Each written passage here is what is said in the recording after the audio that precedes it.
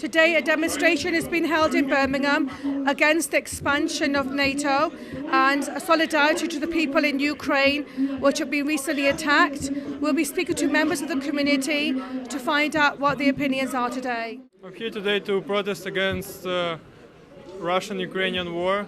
However, I would call that Ukraine against Putin war, because you can see right now behind me lots of students who are not only from Ukraine, who are also from Russia, from Latvia, and from Lithuania, from Georgia.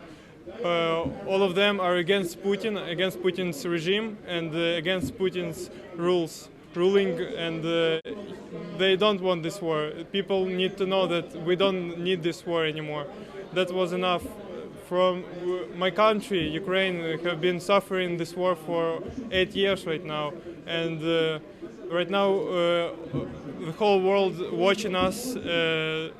That was happening for the last 8 years, and we need big support from people right now. This demonstration has been called by Stop the War in Birmingham, and the aim is that we send a clear message to Russia that they should pull out their forces from Ukraine.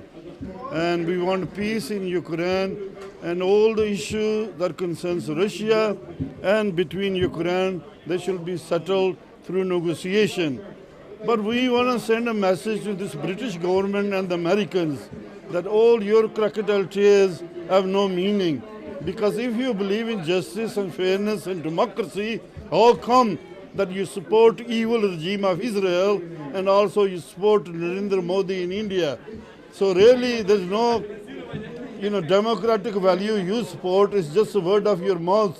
So people don't believe you. So all we want to send a message from here, from Birmingham, we want peace in Ukraine, we want Russia to pull its army out, and also we want to tell NATO to stop threatening Russia with expansionism, and this is how we're going to achieve peace. Hi, my name is Ilya, and I'm from Kiev, and now I came to Birmingham to send all our hopes from Ukrainian people who are in UK and to support our people who are in Ukraine now.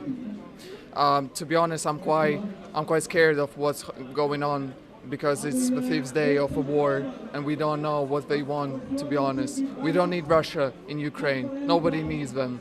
So we want to live our own lives. We want to live in our own country because nobody needs them, to be honest. Nobody needs them.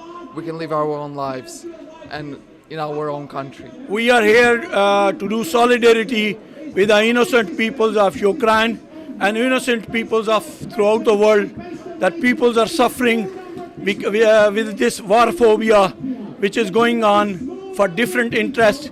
And as we raise the voices regarding the Jammu Kashmir occupation, we also raise the voice against the occupation of Palestine, against the occupation of Iraq, Afghanistan, and now the Ukraine. Here, I'm a volunteer with the Birmingham Stop the War Coalition, and we organise this protest against the war in Ukraine.